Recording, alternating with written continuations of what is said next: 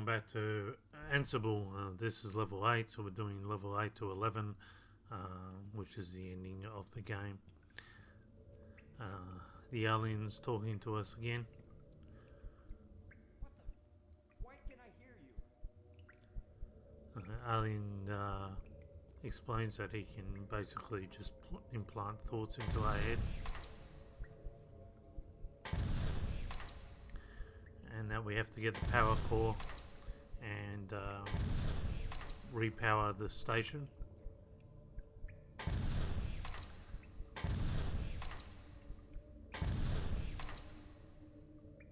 So I'm just going to put the sound down now so I can talk a little bit, because the gun's a bit too loud.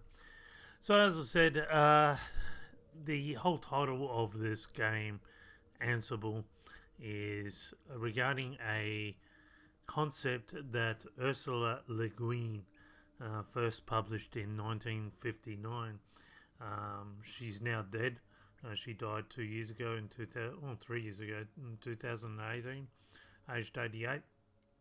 Over a lifespan, I'll have to lower it a bit more. Over her lifespan, she did about 12 novels and about 100 short stories. And in several of her novels, starting with Rocannon's World in 1966, she created what is known as the Hainish Cycle. And it's a fragmented league of alien races that unite using a communication device known as the Ansible. And that's what this whole thing is about.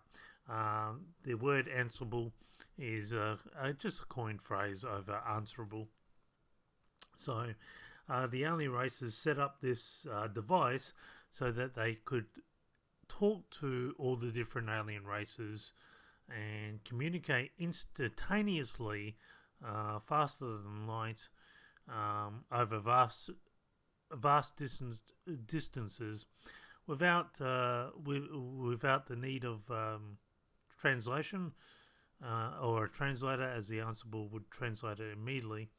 And it also had the ability to read thoughts and implant thoughts as well.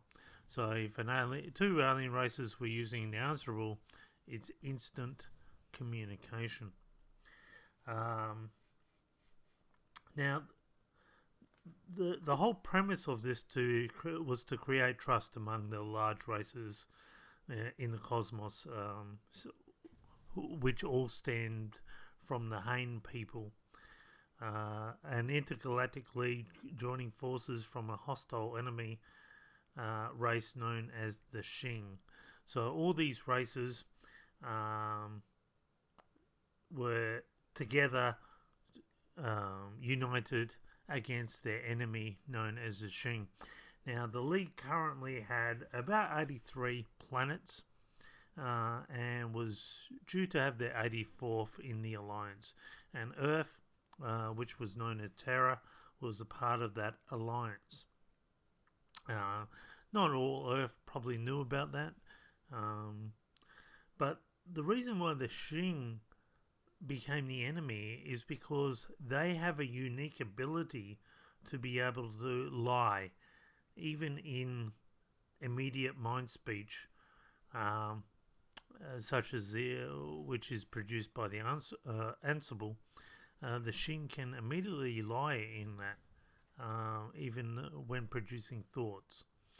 And they're the only races to be able to do that. So they just cannot be trusted, and because they use that power of lying to their advantage to take over worlds, I guess, to some degree. Now, early Earth settlements were actually placements from the Hain people, who originally called this planet Earth Terra. Those colonists became estranged to their origins when the Hain civilization collapsed due to the earlier attacks from the Shing. Eventually, an attempt was remade to reunite the Earth when the League discovers them again using the Ansible. So the League has created this massive device inside this mountain, which we're actually walking through, called the Ansible. And we're trying to power it up again, which will allow instant communication to a large amount of races, 83 planets in total.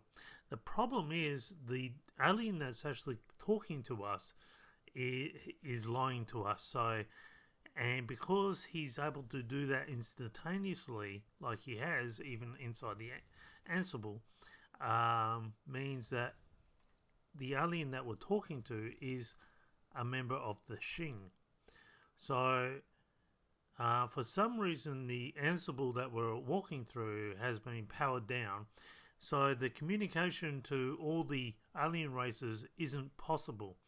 But still, the Shing is still able to use the power of it to implant and communicate with us. But on a broader spectrum, it can't do that. And so when we power it, when we power this station, we're actually going to give the Shing, which is able to immediately lie, the power beyond control, because the Shing will no doubt masquerade who it really is to all the other 83 planets. So we're actually unknowingly going to give it more power than ever before. Now this is the power source here. This is what we collect. And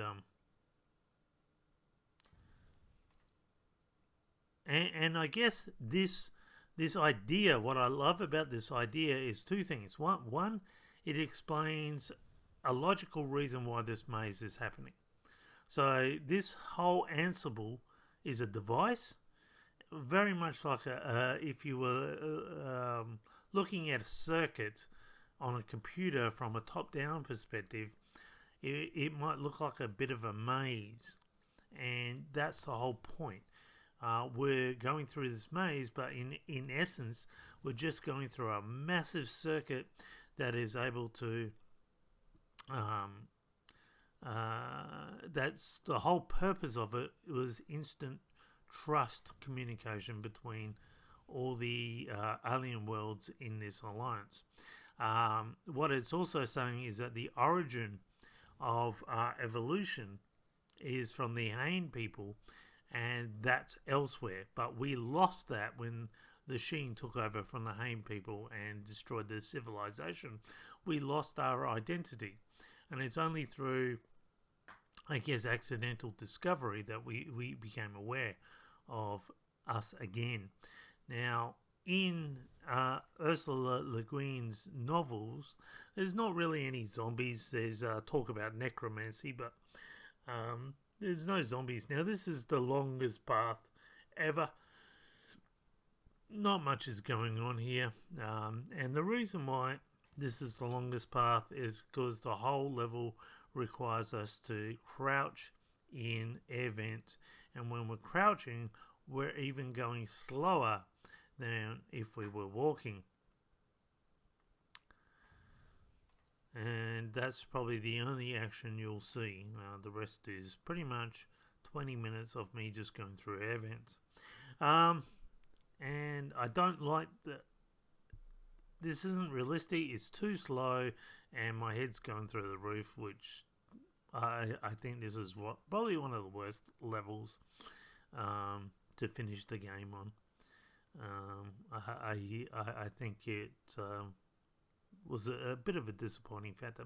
The other thing I don't like is that we never get to really see Emily. So that whole introduction of where's our wife, where's everything else. The whole, I guess, twist ending is that we're not really who we are. If you notice, our vision keeps going crazy when the spiders or whatever starts biting us. We seem to be possessed by the Shing already, and we don't realize that. So what we did with Emily, who knows? Or the Shing's inside us, of some type.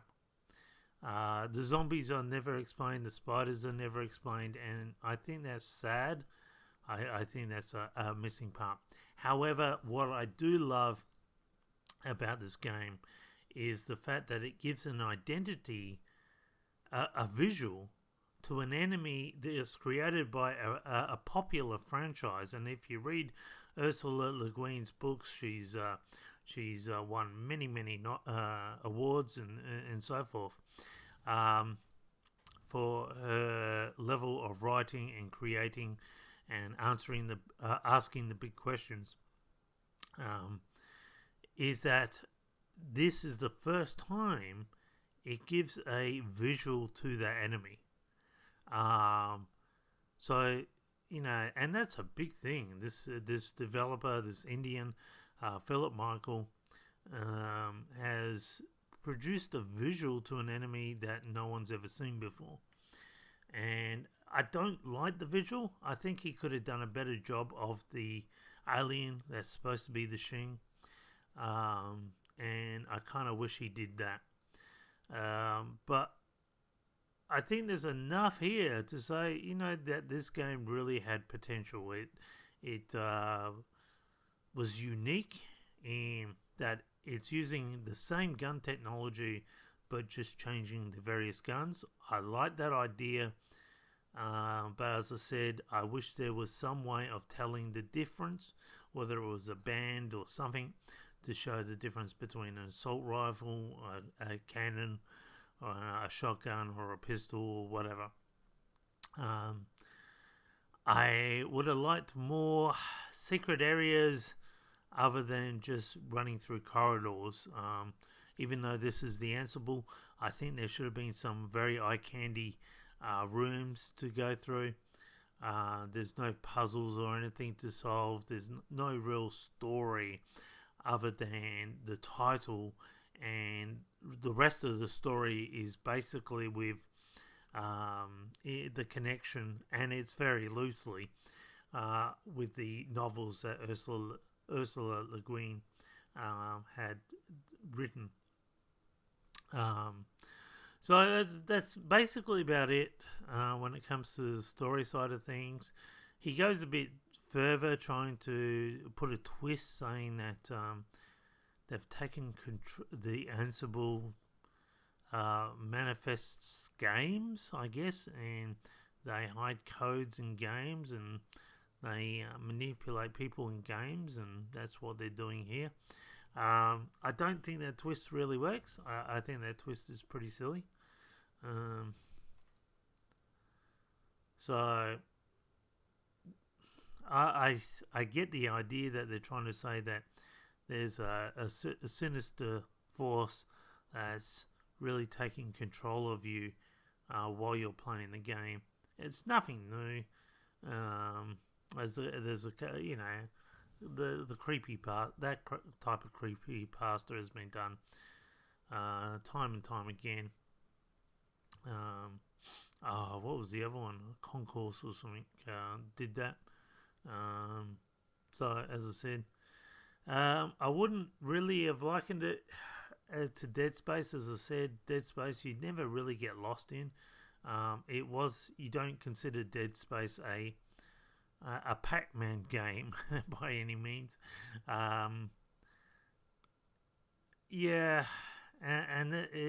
There was a lot more environment, a lot more storytelling to go on. I definitely wouldn't liken it to Resident Evil. A lot of people have said there was too many enemies. No, not really.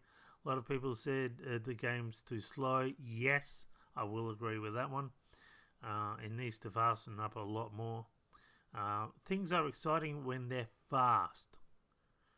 Things aren't exciting when they're slow. And that's where he's done himself a disfavour there. Things aren't exciting because you can't see anything. You can't see the thing that's attacking you. So, I'm basically going on red dots and, slight movements. That's basically it. The developer says the guns are really punchy and they feel like real guns. I will agree with that. I'm pretty impressed with the guns, except for the assault rifle that has to be beefed up quite a bit. And again, it's an alien race, so you would expect overpowered guns. Not guns like humans have. These should be really badass weapons, especially since they're from the same technology of the Ansible. And when you look at the Ansible, you've got this technology that's way past human civilization. What else is there?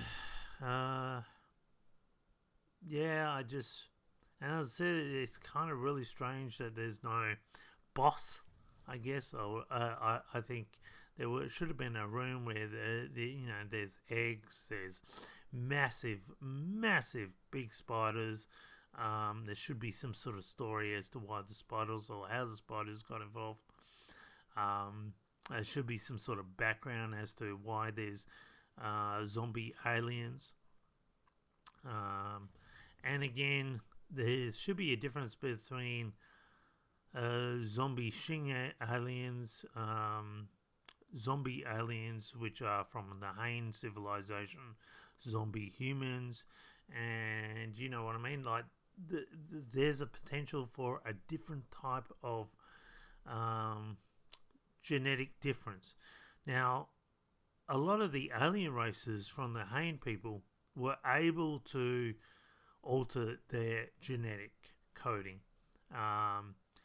So when it came to things like sex, they were able to force themselves to be, gestate or to reproduce at a certain time of a month. I think they could even change sex. I'm not sure. I'd have to go into the novels a bit more. But because you're dealing with alien races, and as I said, when you go back to the original zombie outbreak, which comes with George Romero and Night of the Living Dead, that was rumored to have come from a Venus probe returning to Earth, an alien parasite. And the whole concept of alien zombies, now, if you go to The Walking Dead and Kirkman, he often makes a joke about aliens and zombies. But to tell you the truth, that puts the whole zombie situation, because you're dealing with alien viruses, and not only how they're mutating the Earth genetic code, but also how they're altering the alien DNA. And I think that that opens up a whole range of possibilities. And so I don't think the zombie genre is done to death as what people believe. I've always thought that you could have these zombie bodies with no head. So there's no such thing as shoot the head, because there's no head exists. And there are a couple of franchises, that operate on that principle. Dead Space is one of them, because what's controlling all the devices, all the enemies, is elsewhere. So I guess they're all necromorph automatons to some degree. They're all being controlled by a higher consciousness. I think the same principle could happen here, that all the alien spiders could be controlled by maybe a massive spider or some sort of conscious hive. I think the backstory as to how the Ansible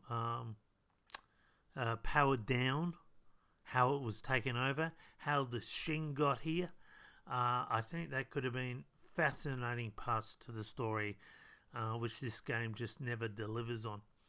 I would love the game to continue down this Ursala Le Guin path, and I mean, even add to it, even broaden it, bring the franchises together.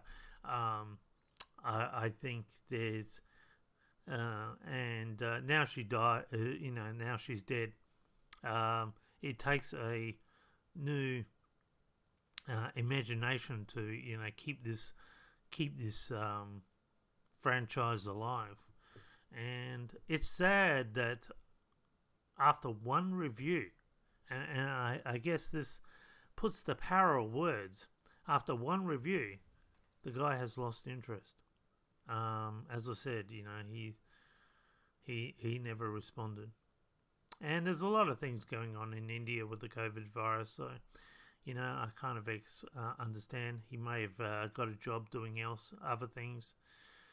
This has really been put on the back burner. But when you look at the visuals, and when you think that one guy principally created all this, that's an outstanding amount of work. That's crazy. So the idea here is to basically just press the 4 buttons to unlock the cage, and then to put the cube into the power source, and the whole Ansible facility will power up and come to life. I'm going to turn the sound back up. We've got through the hardest, longest level. There are no enemies on this level.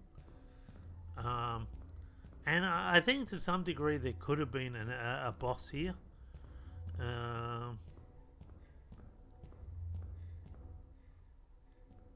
You won't find it hard to find the 4 buttons. They're just basically up, down, left, right from the middle, power source. So it doesn't take any time or any intelligence to find the things. So essentially, this level is just a walking simulator. There's nothing here. And I think the alien could be talking to you. If you're not going to have an enemy in here, that's fine. But have the alien communicating with you, giving you backstory here. Explaining why the spiders took over the facility. Explaining why it powered down. Explaining what the facility does. He doesn't have to reveal that he's really the Shing, or that you've already become possessed, or you're giving him the power to possess you until later. The ending is really weird, and hopefully I'm interpreting it correct. Again, I'm interpreting it from Ursala Le Guin's novels, as she is the one that coined the term Ansible, or the machine. And I'm guessing Philip Michael learnt about this in his studies. So we've powered up the facility now. Actually, I'm surprised this level didn't lighten up compared to that. Because ultimately everything should become really bright here, and it doesn't, and that doesn't gel with me either. Other than you just get this humming noise that constantly, that's the only change. It becomes more powerful and hum.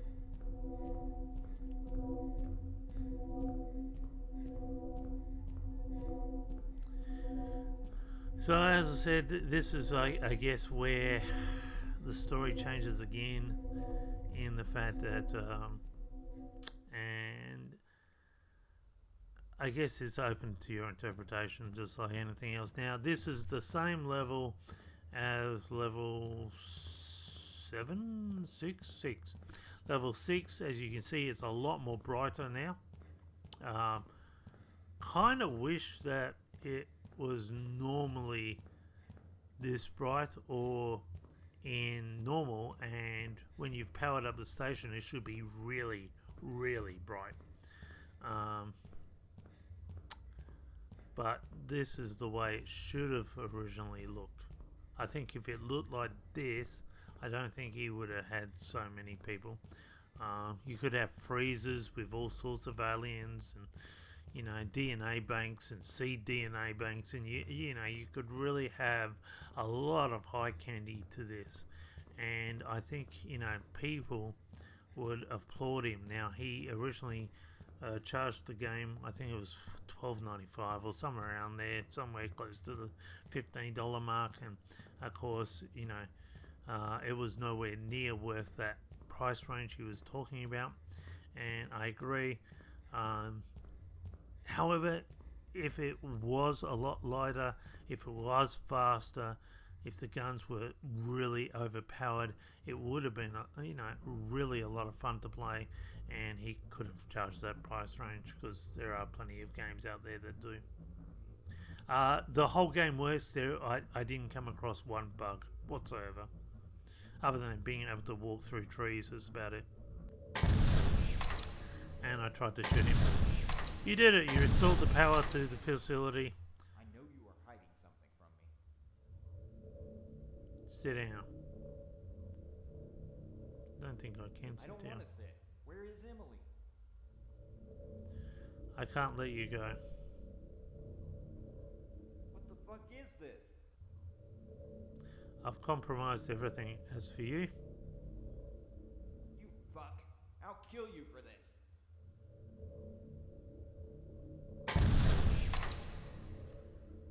so it looks like he's terminate AI. So maybe we're in the computer system. That's what he's trying to say. We're not really alive. And they terminate us. And that's the end of the game. He then takes over. Another alien, I think, takes over us. And that's how they possession, I guess.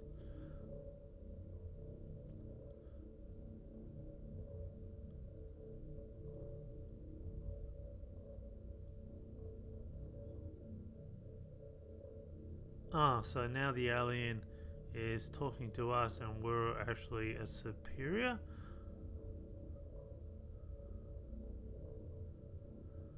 Yeah, I don't really understand this part. It's not really well explained, and so whatever twist he's trying to do, it just doesn't work. I think he really needs to rethink this. I don't think he needed the twist. I think she just needed to bring Ursala Le Guin's novels back to life. There's enough story there, and people would love to see a visual to that story.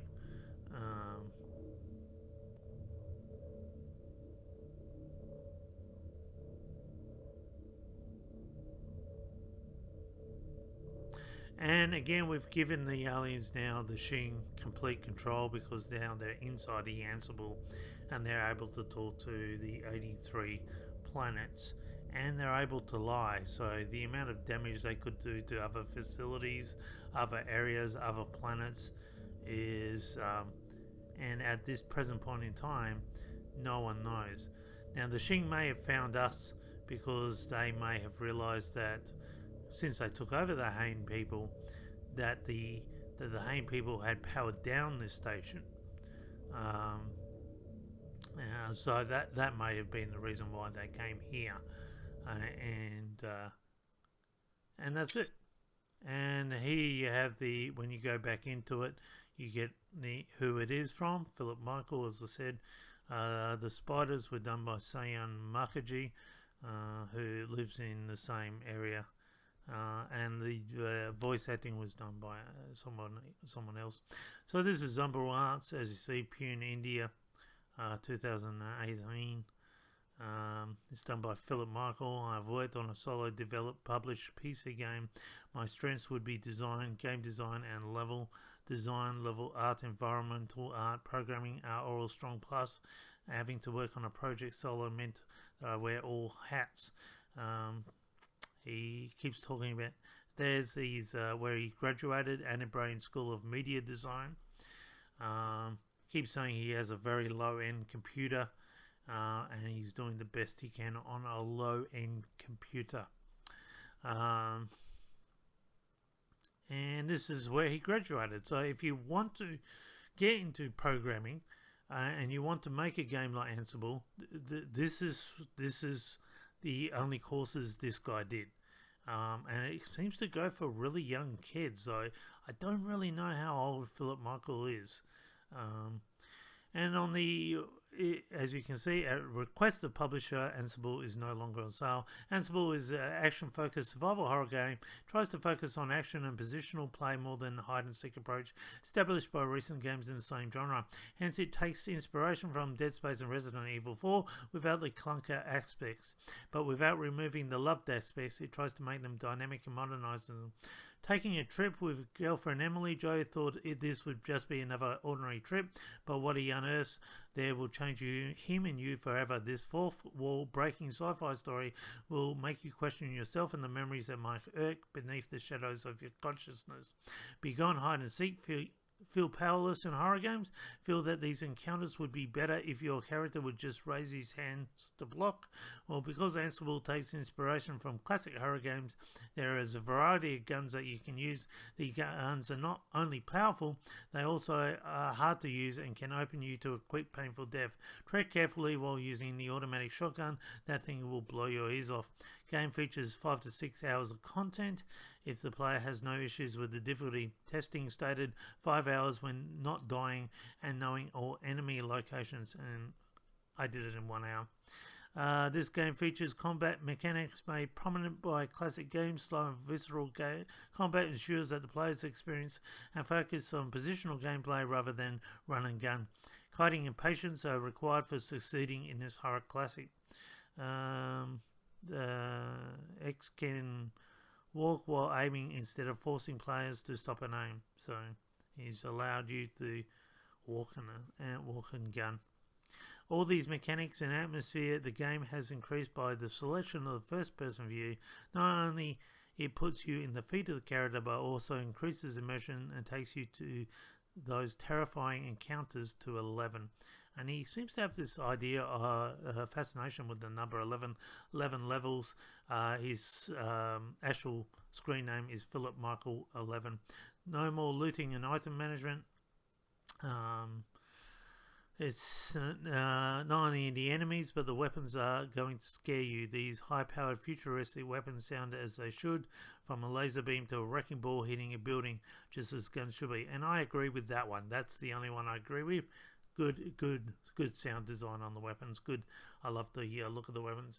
And this was a negative review. Very scathing. Basically, gives it just says avoid it like the plague. Does it tell you how much? Yeah, $12.49 COD. I don't know. Is that a Canadian dollars? $12.50.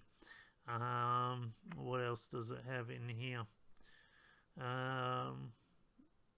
He just said he got nothing but headaches from it, and there's no ounce of joy in this game whatsoever. And it was because of this review, the developer soon took it off the Steam store. I don't think I understand why he raged. Level 4 and 5 is aggravating, but again,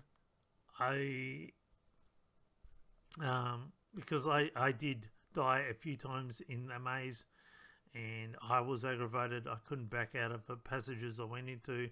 I had to often run into darkness. Fasten up the game, lighten it up, add more story, keep going where you're going, and I really hope you come back to this. Anyway, I just want to say in a final, thank you, Philip Michael, for doing this, and thank you, everyone. You've seen this game. As I said, not many people have seen the ending of this game. Hope you all enjoyed it, and until next time, bye for now.